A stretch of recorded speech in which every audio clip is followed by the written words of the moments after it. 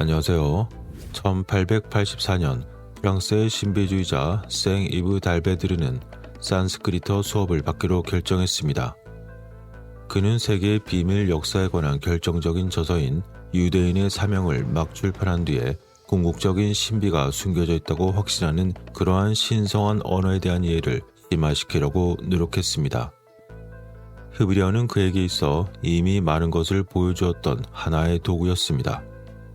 그래서 이제 모든 인도 유럽어의 모태인 훨씬 더 오래된 언어 산스크리트어를 다룰 시간이었습니다.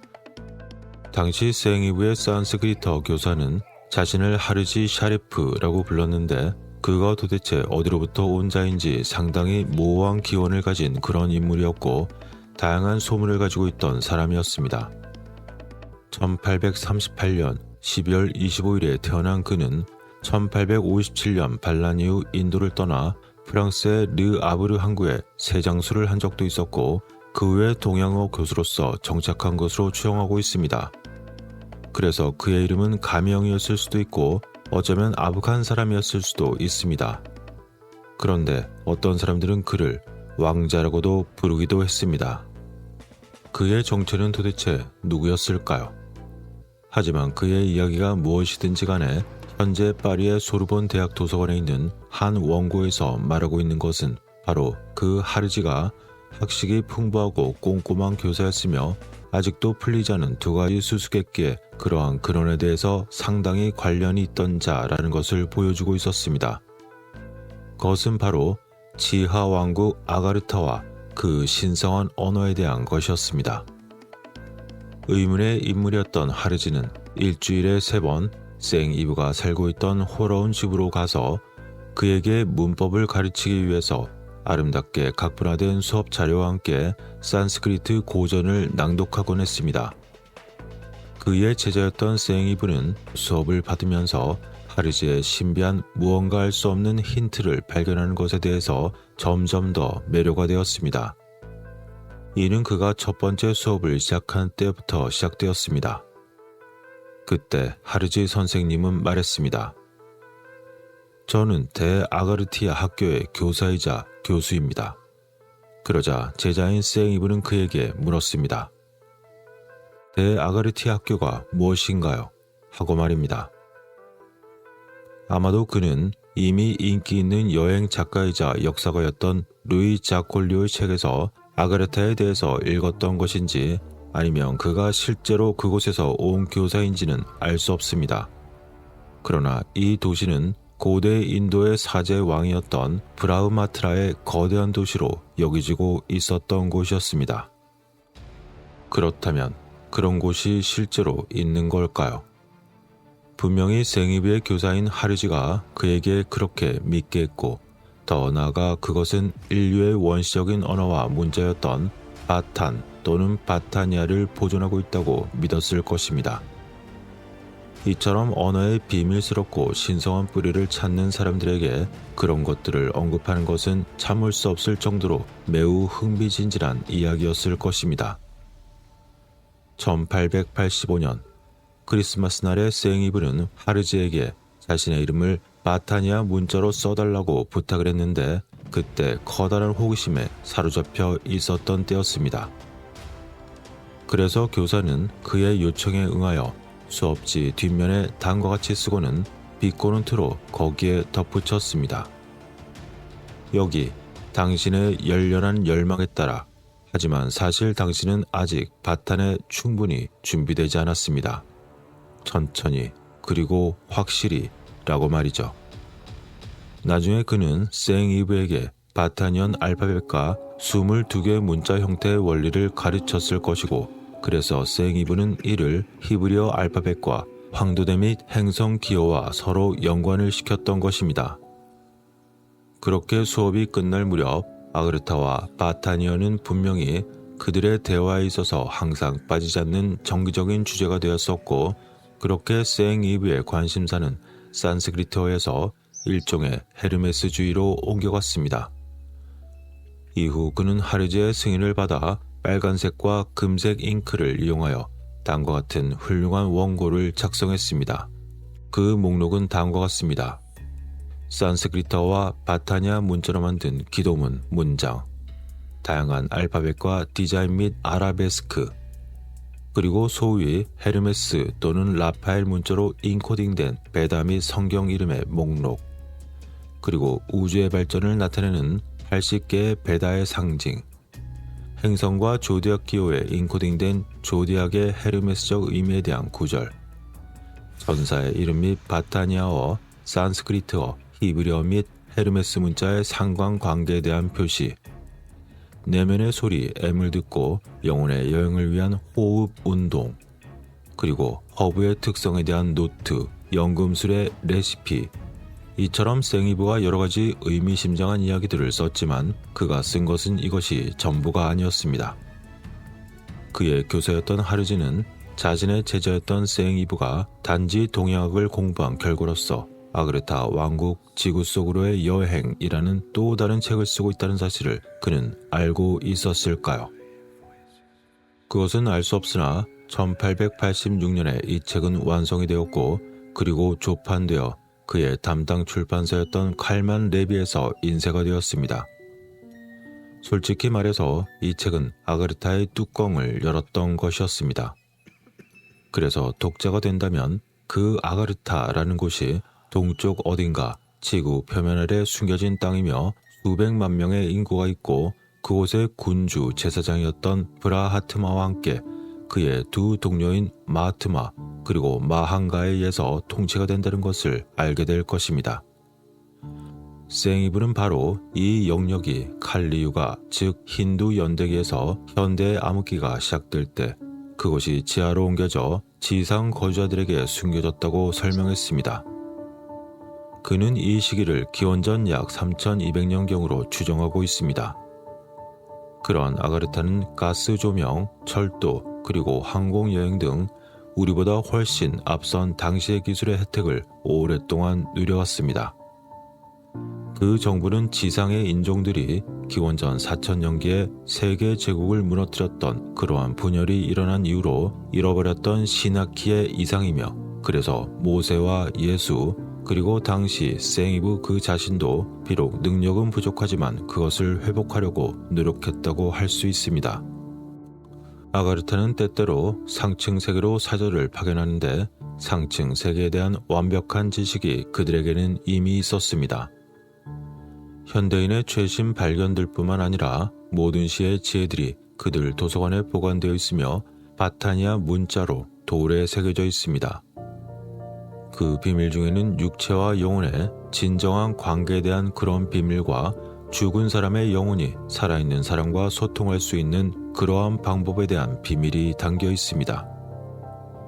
우리 세계가 공동의 조화로운 통치를 할 수 있는 소위 시노키올 정부를 채택한다면 아그르타가 그 자체를 드러낼 시기가 무르익어서 우리에게 커다란 영적 그리고 실질적인 이점을 제공할 거라는 것이었습니다. 이러한 과정을 과속화하기 위해서 생이브는 책의 공개 서한을 포함했는데 그 대상은 바로 빅토리아 여왕, 러시아의 알렉산더 3세, 그리고 교황 레오 3세였으며 그들을 위대한 프로젝트에 참여하도록 초대했습니다. 그리고 아마도 이 책에서 가장 이상한 점은 생이브 자신의 입장일 것입니다. 그는 자신을 아가르타의 공인 대변인이라고 내세우는 것이 아닌 오히려 그것과는 거리가 멀었고 자신이 지상의 스파이라는 것을 마치 인정하고 있었던 것입니다. 또한 이 책을 아가르타 최고의 제사장에게 바치고 바타니아 문자로 자신의 이름을 써서 그곳에 서명한 뒤에 물론 그 서명은 하르지가 그를 위해서 써준 대로이지만 어쨌건 이 존엄한 고위 인사였던 그곳의 제사장이 이 책을 읽고 얼마나 놀랐을지를 자세히 설명하고 있었습니다. 그러면서 어떻게 인간의 눈이 그의 왕국의 가장 깊숙한 성소를 꿰뚫어 볼 수 있는지 궁금해하고 있었던 것이죠. 그리고 이것은 바로 양자리의 순환, 고대 대도시 파라데사의 현재 브라트마의 7 왕관을 썼던 최고의 제사장에게 라고 쓰면서 시작되었습니다. 생이브는 자신이 자발적인 입문자이며 비밀에 대한 서약에 얽매이지 않고 브라하트마가 자신의 글에 대한 충격을 극복하면 생이브가 감히 밝혔던 아가레타에 대한 쓴 것을 자신의 지혜를 인정할 것이라고 설명했던 것이었습니다. 그렇다면 생이브는 어떻게 이러한 고급 정보를, 이러한 비밀 정보를 얻었을까요? 그는 이미 그의 첫 번째 책이었던 1877년의 동양의 열쇠에서 탄생과 죽음 그리고 남녀 관계에 수반되고 있는 정신적인 현상을 직접 목격한 사람으로서의 자신감을 가지고 있었고, 그것을 바탕으로 자신의 글을 썼습니다. 당시의 작품에서 그는 적어도 자신의 초능력적 비전을 확장한 듯 해보였으며, 여기저기서 그 나름대로의 방법에 대한 아이디어를 얻을 수 있었습니다. 예를 들어 책에서는 아그레타인이 몸이 잠들어 있는 동안에 영혼으로 여행을 시작하는 방법을 자세히 설명하는 구절이 있습니다. 그리고 이미 언급한 책에는 영혼을 몸에서 분리하기 위한 그러한 요가 연습에 대한 구절이 있습니다. 한편 1896년 8월 16일 당시 심령 연구가였던 알프레드 에르니가 녹음한 스테잉 이브와의 대화가 있는데, 거기에는 오컬트적인 소문의 일부가 남아있습니다. 그는 파푸스와 과이타와 이야기를 나누었지만 그들이 알고 싶어하는 것, 즉 아스트랄체에서 벗어나 다시 참여하는 방법에 대해서는 말하지 않았습니다. 라고 말이죠. 위험했던 걸까요? 그 내용은 이러했습니다. 그는 사용법도 모르는 장전된 리볼버를 사람들의 손에 쥐어주고 싶지 않다라고 말했습니다. 방법을 알고 있는 자는 자신을 아스트랄체로 복제하는 데 있어서 다른 사람들보다 위험이 적습니다. 왜냐하면 그는 더 훈련되어 있기 때문입니다. 사람이 자신의 몸에서 아스트랄로 나아갈 때 다른 사악한 영혼이 당신을 대신할 수 있습니다. 라고 말입니다. 아마도 세이브는 이 몽유병 같은 능력의 비밀을 알고 있었고, 이를 이용하여 이 책에서 제시한 그런 정보를 수집했을 것입니다. 하지만 그가 주장하듯이 지구 표면 아래에 있는 실제 아가르타를 감시하면서 그것을 실제로 그곳에서 모았을까요? 아니면 그가 투사한 환상이나 환각의 결과였을까요? 아니면 특정 조건 하에서 접근할 수는 있지만, 그러면 단순히 자신의 정신 속에서 주관적인 기대와 편견을 뒷받침하는 그러한 비물질적인 위치나 상태에서 비롯된 것이었을까요? 어쩌면 우리는 마지막에 이 질문으로 다시 들어갈 것입니다. 한편 세잉이브는 자신의 책이 인쇄되어서 서점에 나올 준비가 되자마자 그는 갑자기 모든 것을 출판 취소하고 한 권을 제외한 모든 사본들을 파기했습니다. 너무 많은 내용들을 드러낸다고 생각했던 것이었습니다. 그럼에도 불구하고 이 작품은 간신히 잊혀지지 않고 있었지만, 이 한부는 세잉이브가 죽은 이후 파푸스에게 넘어갔고, 그는 1910년에 세잉이브의 친구들이라는 제자들의 후원으로 일부 생략된 부분을 포함하여 다시 그 내용을 출판했습니다. 그리고 수십 년 후 인쇄소의 또 다른 사본을 비밀리에 숨겨뒀다는 사실이 밝혀졌던 것이었습니다. 고인이 된 전기작가이자 세잉이브의 최고 권위자 장 소니에는 이것을 1981년 프랑스어판 전체 내용의 기초로 사용했고, 지금은 영어로 번역이 되었습니다. 어쨌건 당시 이 책이 갑자기 모두 출판 취소가 된 데에는 어떤 이유와 동기가 있었든지 간에 세잉이브가 자신의 비전에 충실했다는 데는 의심의 여지가 없습니다. 예를 들어 그는 1890년의 서사시 승리의 잔다르크에서 아가르타를 언급하고 그곳에 3명의 통치자의 이름을 밝혔습니다. 그리고 1896년 에르니와 대화할 때 그는 당시 에티오피아인 출신인 대제사장이 있는 비밀 상위 대학 그런 곳이 존재한다고 분명히 밝혔으며, 다른 세부 사항들도 이 책에 나온 대로 그대로 적혀 있었습니다. 마지막으로 그는 그의 생애 마지막 몇 년간의 주요 저작이었던 원형 계측기에서 아가르타를 또다시 은근하게 언급합니다. 그러다 제1차 세계대전의 충격으로 인해서 아가르타라는 이름 자체가 잊혀졌을지도 모르는 그런 상태에서 세잉이브 자신도 점차 잊혀졌습니다. 그러나 페르디난트 오센도프스키라는 폴란드 과학자가 1922년에 센세이션을 일으켰던 여행 및 모험에 관련된 책이 출판되었습니다. 이 책은 러시아 혁명 이후에 중앙아시아를 여행하던 그의 이야기를 담고 있었던 것이죠. 그런데 그는 몽골에 있는 동안 다음과 같은 이야기를 들었다고 했습니다. 아가르티라고 불리는 8억 명의 주민이 거주하는 지하 왕국, 그 삼중의 영적인 권위는 세계의 왕 브라하트마, 마트마, 마힌가이다. 신성한 언어인 비타난, 그리고 생읍의 주장을 뒷받침하는 다른 많은 사실들도 있었다. 그렇게 이 책은 오센도프스키의 정보원 중 한 사람의 예언적인 내용으로 끝을 맺습니다. 그 내용은 다음과 같습니다. 2029년, 그때 아가르타의 사람들이 동굴에서 나와 지구 표면에 나타날 것입니다. 라고 말이죠. 이러한 놀라운 예언은 과거 1890년 세계의 왕이 라마들 앞에 나타났을 때 그때 언급된 예언이라고 전하고 있습니다. 세계의 왕은 말하길 아가르티아인이 등장하기 전까지 50년간의 갈등과 비참함, 그리고 세계의 거대한 왕국 아래에서의 71년간의 행복, 그리고 18년간의 전쟁이 있을 것이라고 예언을 했던 것입니다. 만일 편견 없는 독자라면 오센도프스키의 책에서 생읍의 아가르타에 대한 가상적인 개요를 아마 세 장에서 발견할 수 있을 것입니다.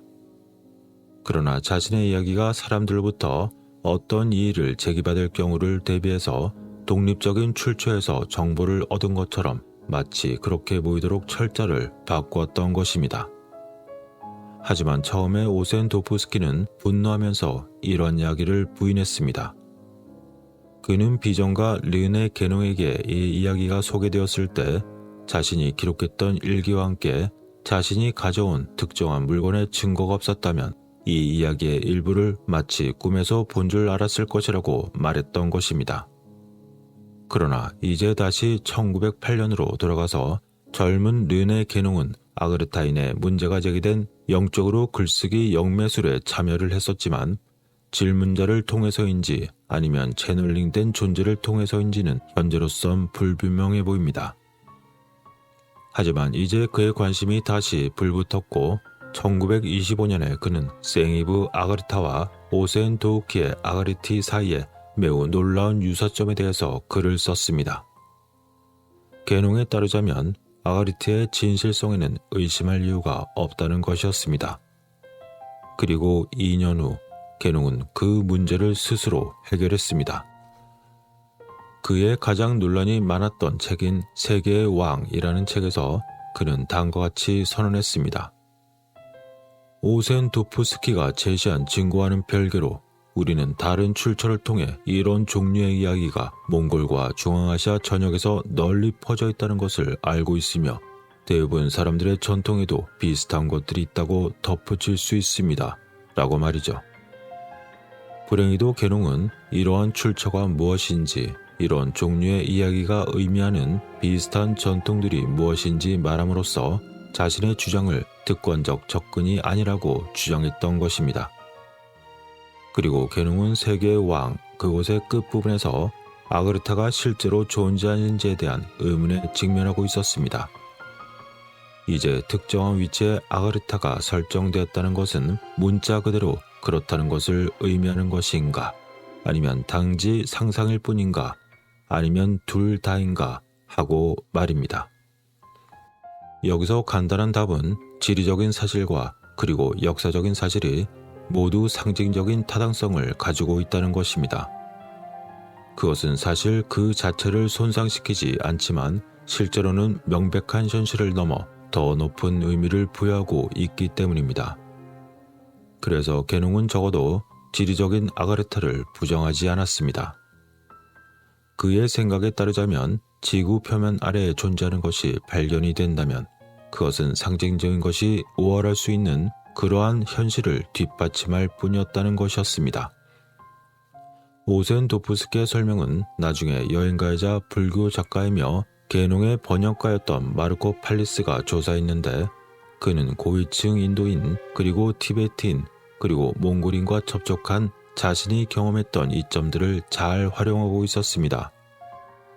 그가 접촉했던 한 사람은 나이가 매우 많았는데 오센도프스키가 곳을 방문했을 당시 그는 수도원의 수석 라마였습니다. 그런데 그 수도원의 라마는 어떤 사정이 있어서인지 세계의 왕과 아가르타에 대한 이야기가 어떤 정통한 전설이나 교리와도 아무런 관련이 없다고 부인했습니다. 그러면서 오히려 오센도프스키의 몽골어 실력이 그가 들었다고 주장하는 내용을 이해하기에 부족했다고 증언하기까지 했습니다. 게다가 이뿐만이 아니었습니다.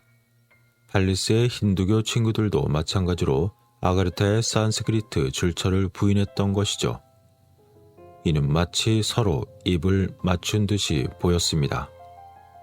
어쨌건 피할 수 없는 결론은 속기 쉬운 계룡이 생이브의 환상에 속아 넘어간 것처럼 되어버렸고 세계의 왕에서 아가르타에 대한 믿음을 주장한 것은 어리석은 실수였다는 것이었습니다. 그래서 오센도프스키 자신은 1924년 11월에 저명한 지식인과 학자 그룹 앞에 출두하라 그러한 무언의 압력을 받았을 때 한 발 뒤로 물러서는 모습을 보였습니다. 그는 이 냉정해 보이는 학자 그룹들 청중에게 그러한 이야기들이 과학적이지 않고 순전히 문학작품 같다고 말했고 왕립 지리학회에 보낸 편지에도 그렇게 말했습니다.